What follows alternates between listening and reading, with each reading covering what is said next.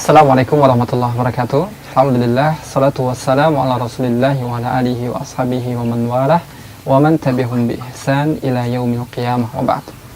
Pemirsa, Alhamdulillah, kembali di program ini kami mengajak Anda untuk berkunjung atau bersilaturahim kepada saudara kita yang mereka memberikan banyak sekali ide, banyak sekali inspirasi untuk kita ikuti.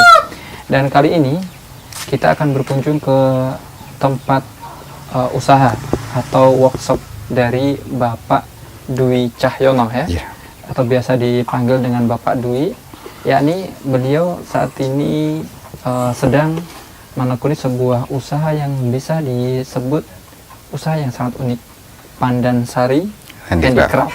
Ya, beliau memanfaatkan dari beberapa bahan-bahan serat alam yang seperti enceng gondok, kemudian juga ada bahan-bahan yang lainnya yang nanti kita akan melihat bagaimana awal mulanya, kemudian cara-cara pembuatannya, memasarkannya, dan juga berkait dengan omset yang didapatkan oleh Bapak Dwi ini. Assalamualaikum Pak, bagaimana kabarnya? Waalaikumsalam warahmatullahi wabarakatuh. Sehat. Alhamdulillah ya, masih selalu beraktivitas untuk berkarya ini.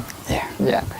Pak Dwi, ini bisa diceritakan mungkin awal mulanya Pak Dwi memulai kerajinan ataupun apa ya ini ya, kreasi ya, ini sejak kapan? Pada dasarnya kan kita dari awal sudah mengenal budaya kita, mengenal yang namanya anyaman. Tinggal kedepannya kan kesininya kita cuman tingkat kreativitas kita gitu lah.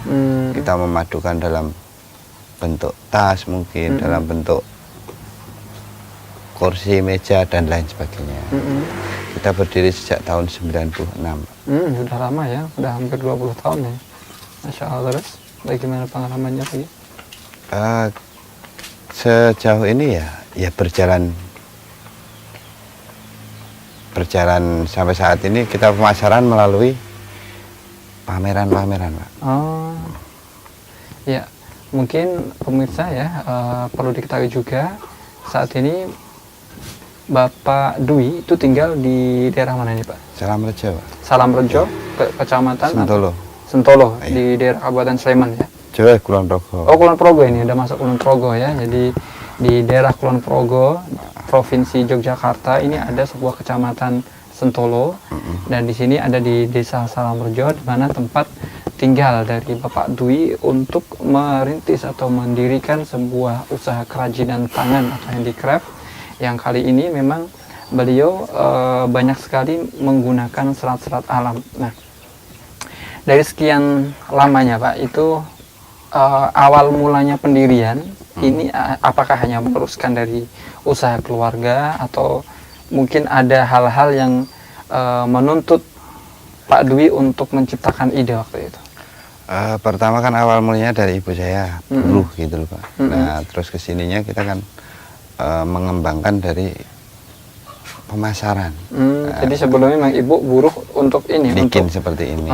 Terus kemudian kita mengembangkan dengan inovasi-inovasi dalam arti kreativitas gitu.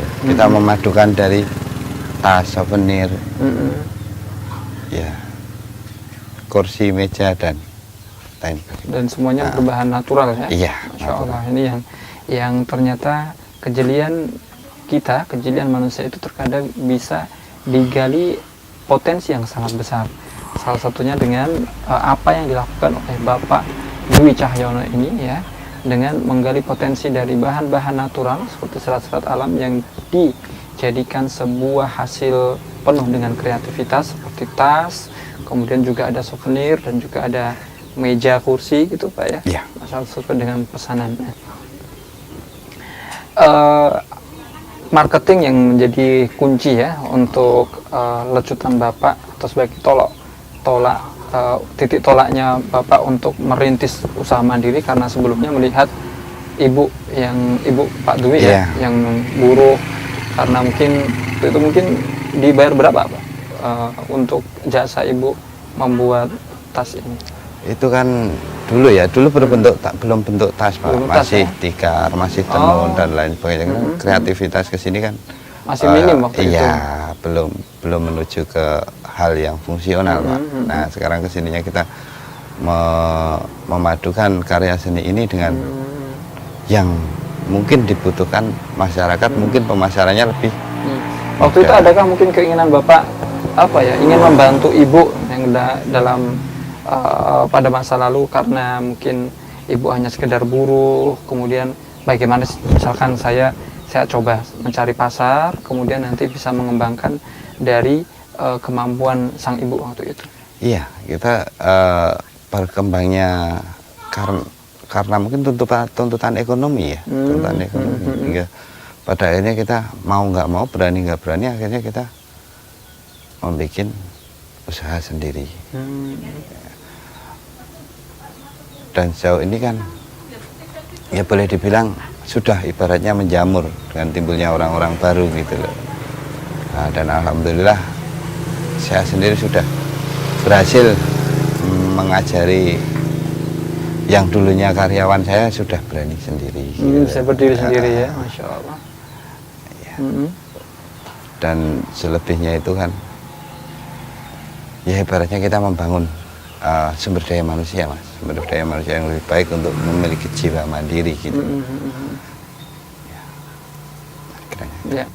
Jadi pemirsa ya, kepedulian dari Pak Dwi Cahyono ini yang ternyata bisa menghadirkan atau melahirkan sebuah ide untuk bisa merubah yang tadinya mungkin hanya sekedar menjual jasa saja untuk menganyam, untuk membuat anyaman dan juga kerajinan yang lainnya, yang waktu itu memang sangat minim kreativitas, sehingga atas kepedulian ini Pak Dwi bisa menciptakan sebuah ide yang brilian untuk memaksimalkan, memanfaatkan bahan-bahan natural, bahan-bahan alam untuk dijadikan sebuah karya kreativitas yang bernilai jual tinggi. Nah, bagaimana langkah-langkahnya dan juga mungkin bahan-bahan apa saja yang dipakai oleh beliau untuk membuat kerajinan ini, temukan jawabannya sesaat lagi.